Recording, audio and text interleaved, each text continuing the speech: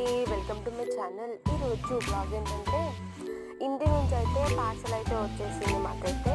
మా మమ్మీ వాళ్ళైతే ఇది పార్సల్ అయితే పంపించారు. చూడండి, ఓపెన్ చేయగానే అయితే కుర్కురేస్, చిప్స్, సోప్స్, బ్రెడ్, బ్రష్లు, hand wash, next face wash, next ఇంకా మనకి ఏమేమి కావాలో అవన్నీ అయితే ప్యాక్ చేసి అయితే పంపించేశారు. నెక్స్ట్ ఇంకా స్వీట్ బాక్స్ పంపించారు చూడండి.